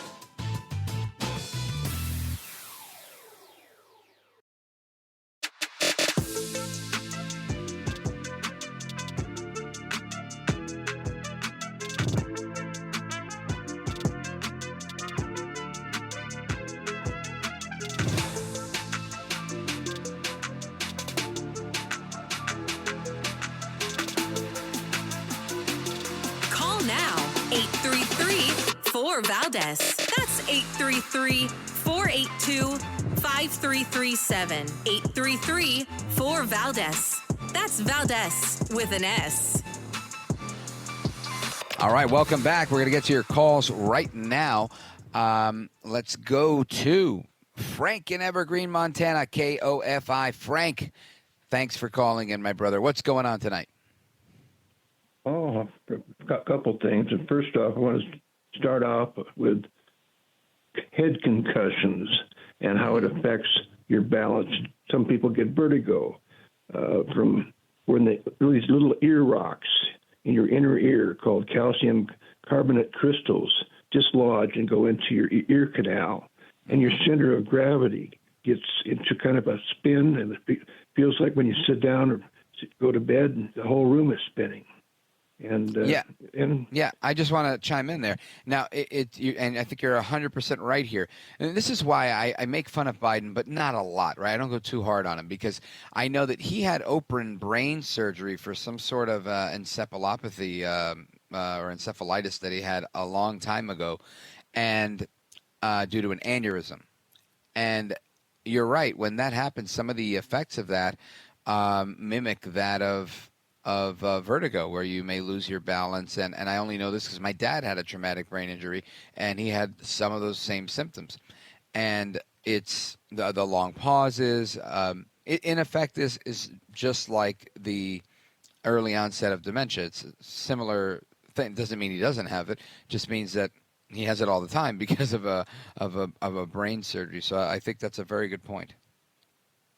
Well, another thing with forest fires, when they're discriminating who can fight on a fire, like they'll have like a step test, which was invented back in the 60s, where they would take your pulse after taking this step test of like stepping up on a platform 16 inches high and then stepping back down for 5 minutes, and then take your pulse and then your blood pressure, and then they'd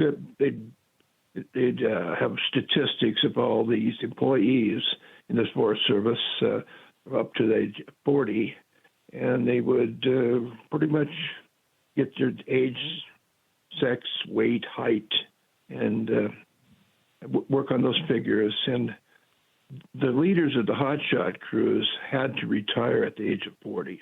There's no way around it. Sounds like the NFL. Yeah, anyway, the Army, the Navy, they don't want people joining after 35. Washington, right. When he was president, the president's age had to be 35 because that was about the age of the life expectancy of a male at that time. Yeah, well, that makes a ton of sense. Now, tell me about your thoughts. Do you think Biden was having vertigo? Do you think it was a sandbag? Do you think he's just unfit for the job because he's too old? Or is it okay, that's normal behavior for an old guy, and it's okay to have old guys as president? Well, I'm not saying that old guys can't be president, but I don't think that... Nor am I. If he has that vertigo problem, he's treating it right. He's not doing his therapy, and there is a treatment for that, and so you can cure it in one day if that's what all it is. But if that's not what it is, then his doctors aren't helping him, and they should get someone in there to do the job that's healthy. Yeah. Now, quick take. I want your quick hot take on Al Pacino having a baby at 83 years old. If he were married, should he get a prenup? Good God. I don't want to go there. It's Looney Tunes City. Thanks, Frank. I appreciate it. All right, let us continue. I want to go to Chris in Gig Harbor, Washington, listening on KUMA out of Oregon. Chris, welcome. Hi. What's on your mind tonight? I'm very shocked because I've spoken with one of my drivers. I was an officer in the Army. Never heard of Karl Marx. Didn't know that's where Marxism came from. Mm-hmm. And spoke to my wife about it. And she's 10 years younger. And she didn't know anything about Karl Marx either.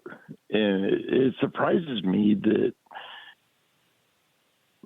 people have no idea what Karl Marx was and who he is today. All right. Do you have a case in point that you want to share with us? Yeah. Well, hurry up. It's only a 3-hour show, and there's only a half hour left. Sorry. Everything today has taught me that our educational system is so screwed up that people don't know who the actors I see are. what you're saying. I got you. So you're saying Marxism's all over the place. We're in the middle of a cultural Marxist revolution in many ways, and yet nobody knows who this guy is. Yet he's had this incredibly significant impact on 20th century thinking. Absolutely. Yeah. Yeah. One of my mentors, the great one, Mark Levin, he wrote his last book. What's the last book called? American Marxism. And it's an excellent dive into this on how it happened. Another excellent book is called The Devil and Karl Marx by the professor from Grove City. And this book is terrific. And the reason I think it's terrific is he cites a lot of old quotes from Marx, where Marx himself, as a young man, as a young journalist, he said that he had to forfeit his soul because for the work of his life to be completed, he would not be eligible for heaven.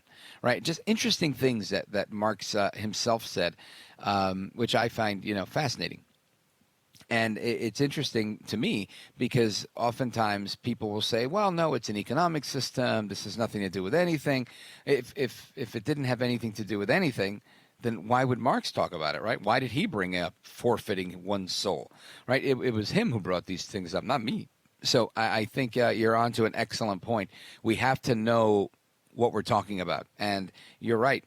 Our education system today, public education, who, in my opinion, many of them are Marxists. They've left this out. They teach it in college, they embrace it in college, but they show you how to do it, and they don't make it a bad thing. And I guess that's because people associate the word Marxism with something bad, but they try to sell you the idea as if it's something good by saying, your fair share and blah, blah, blah, and trying to soften the blow of collectivism here in America. Excellent point, Chris. Thank you for the call. I appreciate it. It's great to see that there's some great patriots like you out there on the West Coast. I know there's many, and I'm glad you're calling in. Folks, we're going to continue with your calls and more straight ahead. 833-482-5337. 833-4-VALDEZ is the number. Don't go anywhere. We're coming right back.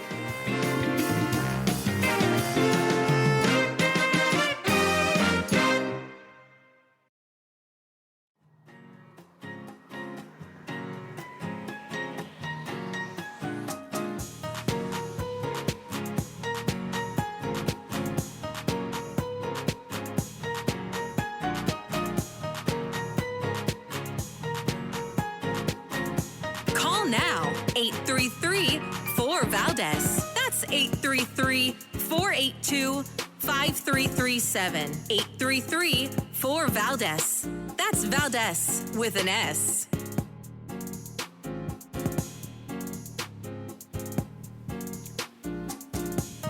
All right, America, welcome back. I am Rich Valdez. Happy to be here with you. Our phone number is 833-482-5337. If you do plan on calling, do it soon. There's only like 18 minutes left. But before we get into that, actually, it's more like 28. But anyway, I don't do math professionally. That's why I do radio. I want to talk about President Biden, right? I wanted to talk about this at the top of the first hour because he gave an address tonight from the Oval Office where he was talking about the victory, right? He took his victory lap on the debt ceiling deal that he cut with McCarthy. Biden had plenty to say, and I want you to hear a little bit of that. Listen to this. This is vital because it's essential to the progress we've made over the last few years is keeping full faith and credit of the United States of America and passing a budget that continues to grow our economy and reflects our values as a nation. Passing this budget agreement was critical. The stakes could not have been higher. If we had failed to reach an agreement on the budget There were extreme voices threatening to take America for the first time in our 247-year history into default. So Biden says that we were never going into default. I think I made that very clear. I told you were going to get your Social Security. I was right all along. Bet on me. In Spanish, we say, llévate por mí, because I know what I'm talking about when it came to this thing. This guy is a fake, phony fraud when he was lying about Social Security, trying to scare every last person that has worked for decades upon decades, that relies on their Social Security check every month. Joe Biden was trying to scare the bejesus out of you. And that's wrong. And I think it's not only wrong. I think it's ill-spirited. I think it's unfair. It's even in all's fair in love and war. I think this is a violation. He shouldn't have done it. You shouldn't scare people. Don't scare people that are senior citizens, and don't scare people regarding children. I think that's a no-no each and every time. But he didn't stop there. He went on with his victory lap. Listen to this. I want to commend Speaker McCarthy. He and I. We and our teams, we were able to get along, get things done. We were straightforward with one another, completely honest with one another, respectful with one another. Both sides operated in good faith. Both sides kept their word. The final vote in both chambers was overwhelming, far more bipartisan than anyone thought was possible. So I want to thank the members of Congress who voted to pass this agreement, which I'm going to sign tomorrow. That is President Joe El Baboso Biden. Of course, Baboso, if you don't know what it means, Google it. But that was him taking his victory lap. So I want to get back to your calls, get your reactions to Joe El Baboso Biden and all of his babosadas. 833-482-5337. Let's go to Kim calling us from Michigan, listening online. Go right ahead. Hi, Rich. Hey, Kim. As far as I recall, President Trump never fell, and Biden's fallen several times. And I'm really disgusted with Biden's arrogance, and you just played it. He's so arrogant that he got this deal, and it's so great. He only got it because Kevin McCarthy backstabbed the whole Republican Party. He did a bunch of dirty stuff behind the doors, and now there's no limit on our debt. And I heard on my shows that Marjorie Taylor Greene went along with it, and Steve Scalise. These were all people I really liked, and a lot of these turncoats sided with the other side. I don't get it. Do you? Well, let me try to help you make some sense of it, right? Because I don't believe that Kevin McCarthy sold us out. I believe that he may not have gotten the best deal that I would have liked to have gotten, but I don't think that we can look at it that way. I just don't. And I'll tell you why, Kim. Because I feel that when you have to govern, and it's not always easy. I guess it's kind of like being a parent in some ways. Sometimes you can't beat the crap out of your kid every single time they do something bad. Many parents never beat their children ever, right? And I guess that's an extreme example, but I'm trying to make an extreme point, which is there are going to be situations in government where we don't like the outcome. And I'm not saying we have to like this. I just don't think that they are traitors or turncoats or anything like that because they voted for McCarthy's deal. I think in many ways, when we look at the grand scheme of things, where you have a majority of people in the House that are Republicans and only 71 of them didn't vote, I called each and every one of those 71 out by name to congratulate them for not voting for it because I thought that was a principled stand that they'd taken. However, I'm not going to call out the rest of the 300 and whatever of them that did, because I don't think they did it with any malice. I don't think they did it to hurt America. I think they did. It was we either do this or we're going to be screwed. And it's part of the tough decisions that come your way when I think you serve in these types of positions. So, I mean, that's my take on it. It's not a defense of theirs in any way. It's just really more of an explanation of why things happen. And I only know stuff like that because I served in government and I saw Governor Christie make decisions in New Jersey that were not always the most popular. And again, not something you want to defend or beat up per se, but definitely something you have to just make sense of. And oftentimes it was the best path forward. There wasn't a better option. And I don't think McCarthy had too many more plays. The more I look at this and the more people I speak with, the less I think there was a better deal coming his way. Again, debatable. Maybe I'm wrong on that one, but that's kind of where I'm landing on this. I think he got the best deal he could get because going into Congress, he had his conference, right? And they were split on this. But going into the Senate, this bill was positioned to die because if it didn't make certain people happy, like the Democrats, and guess what? It wasn't like McConnell was on their side. He's a real turncoat.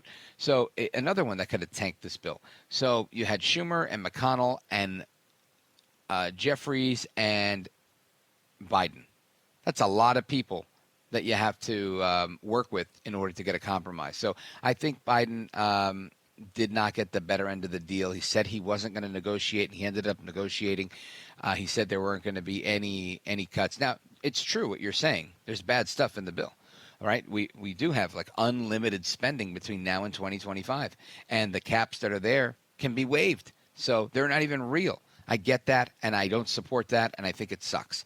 But at the same time, I don't know if they could have done better. And that's just really where I'm at. Thank you very much, Kim. I appreciate your insight on that. And it's a tough one to swallow for sure. Let's continue here. Let's go to Don in Grass Valley, California, KNCO. Don, you're on with Rich Valdez. Go right ahead. Yeah, when we were talking about those Chinese up there in Alaska, we don't have to worry about the Chinese. We got traitors right here in the United States, and some of them are in the FBI.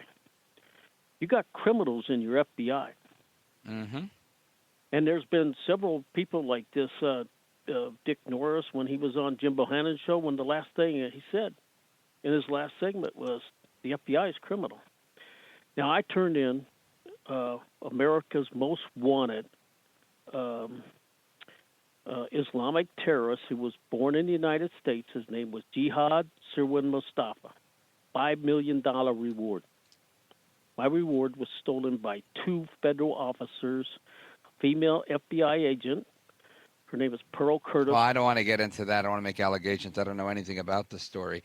But you're right. There are criminals in our government, and we've seen that happen. I mean, we just had a report by the special counsel saying that they broke the law to spy on former President Trump. And again, there was, speculation of that, then it was proven, and now there's a whole report on it that everybody can read, the special counsel report that was highly anticipated. And while nobody got charged with anything other than the guy that falsified the email so that they could get the surveillance, again, totally fake and phony and fraud, it doesn't mean that that's not on the record forever and a day. And my kids' kids and their kids' kids and everybody's kids' are going to be able to look back at this report and go, wow, so it was true. Trump didn't pee on a Russian hooker. Trump wasn't in bed with Russia. The whole thing was made up and paid for by the Clinton campaign working through a law firm and supported by the FBI, who was actually going to pay $1 million to Christopher Steele to perpetuate this lie. That really happened, and there's proof all over the place that it happened. And it's a shame. So for anybody to say that there's not liars and partisan people inside the FBI trying to work against their political opponents, in this case, Donald Trump, then you're crazy, right? Excellent point that there are criminals. I'm being told I have to take a break, but when we come back, we're going to go to my old stomping grounds, North Bergen, New Jersey. We've got a call from there coming in. Plus, we've got a call from Jefferson City, Missouri. So much to discuss, so little time. Don't go anywhere. I'm Rich Valdez. This is America at Night with Rich Valdez.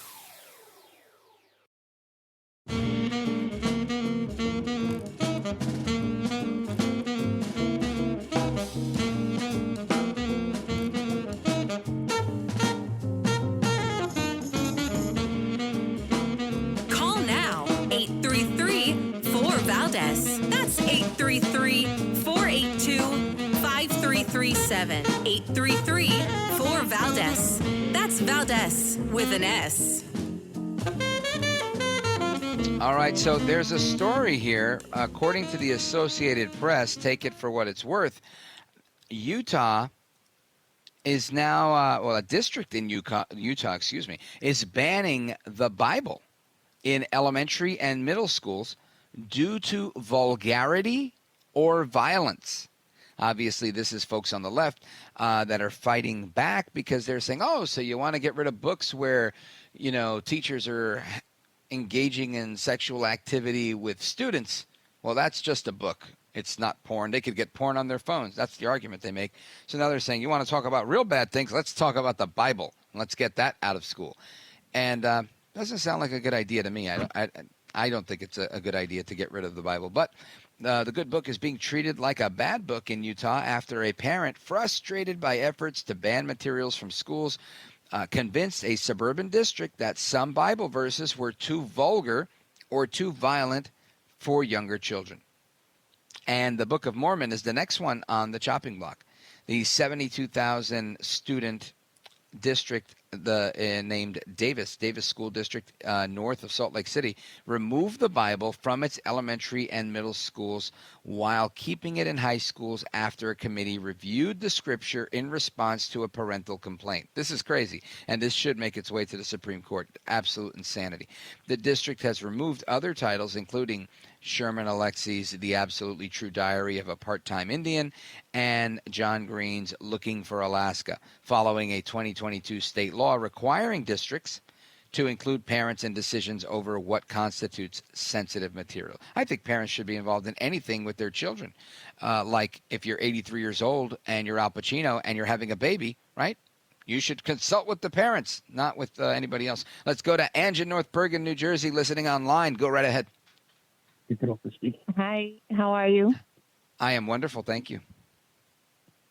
Okay. I happened to tune in the last hour, and I heard you talking about Al Pacino having a baby. Yep. Did he have? What are your thoughts on that? It? No, she's pregnant. On that? Yeah, so Al Pacino, I think he's had the baby, and De Niro's waiting for baby number 7. Oh, okay. I say go for it, right? What are you going to do? I wouldn't have a baby at this age, but they're having them. And I just think it's fascinating that, these OGs are having babies. What do you think? I don't know. I don't really agree with it, being that he's that old and being that he probably won't be around for his son. So, that's an interesting point. So the creation of another fatherless child. Right? Because who's going to take care of this kid? Mm-hmm. Right? Yeah. 100%. Yeah. 103 years old is what he would be when this kid's 20. So he'll be around for a while. That's a really good point, the one that I didn't think of. So what do you think? Obviously the government's not going to tell people when and how they can have kids. This isn't China. But what would you advise them in terms of having children? Because I think that's a valid point. Like stop at 70, like El Otro, what's his name? Robert De Niro. De Niro is saying that he's waiting for baby number 7, but he's younger, so maybe he can get away with it because he's only 79. I would say no good after, even if they push 50, a man pushes 50. I'm with you. I'm 45, and I don't plan on having any more babies. So I'm with you. I think 50 is a great age to never have kids again and live it up. Now, how are you listening to the show, Ange? How am I listening to it? Yeah. Are you streaming it online? Yeah, streaming it online. Awesome. Well, I thank you for the call. Big shout out to you and everybody in North Bergen, New Jersey. I went to North Bergen High School. I know the area really, really well, so I appreciate your call. Oh, amazing. Great. All right. Take care. Hope you call back again soon. Let's continue our journey across the country right after this break. This is America at Night with Rich Valdez.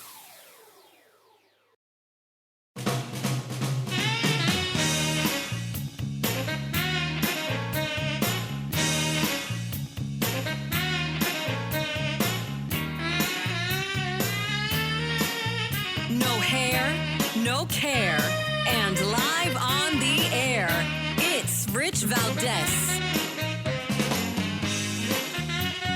All right, I want to give a quick shout-out to Orwell Kalani Reynoso, who's listening. I also want to give a shout-out to, let's see, we've got 3 people that are on hold, and I probably only have time to get to one.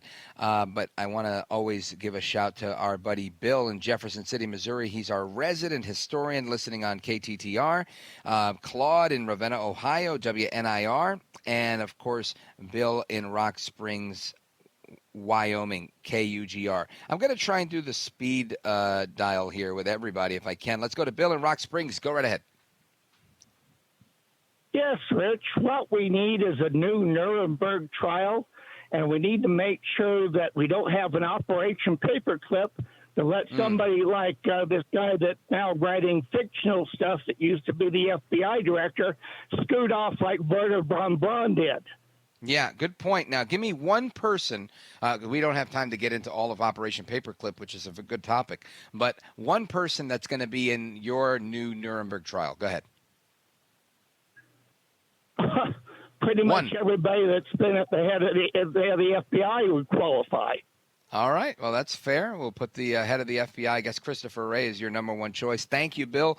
Godspeed to you. Have a great weekend. Let's continue. Let's go to Claude in Ravenna, Ohio. Very quickly. Go right ahead. Yeah, good evening, Rich. I don't call in much, but I do listen quite a bit. Well, I appreciate that, Claude. Right. Biden himself has just turncoated everything, even the Republicans in this country. Just turn them all around and actually working against the Republican Party. And that's being showed by what's going on here now with that bill being okayed. I think, really, truthfully, somebody ought to take the colostomy bag out of his mouth and go from there. Oh, gosh, that was good, Bill. Claude, thank you very much. I appreciate it. I have nothing to add to that one. He's eating a lot of Wednesday, as we would say in Spanish. Okay, let's go to Bill in Jefferson City. You've got less than a minute, so keep it very brief. Bill. Okay, Ayn Rand is probably turning over in her grave. The Atlas author Shrugged. of Atlas Shrugged. Everybody ought to read that book because of the federal things. And her book wasn't published until after her death. But the producer of the movie said it was one of the greatest reads he ever read. So that's my thought. Thank you. You're welcome, Bill. Thank you. You always have some great historical insight to provide. And you're right. Ayn Rand is aces in my book. What was the other one? The Fountainhead is the other book? I don't know. You guys fact check me on that, and maybe we should do the Fountainhead. We will discuss that maybe on Monday a little bit, because both books are great, Atlas Shrugged and The Fountainhead. And as you look into either of them or watch the movies, very eye-opening. If you have time, check them out over the weekend. Until the next time, hasta la próxima. I am Rich Valdez. Been my pleasure to be with you. Take care. Good night. God bless. Stay on this station. I'm coming back Monday.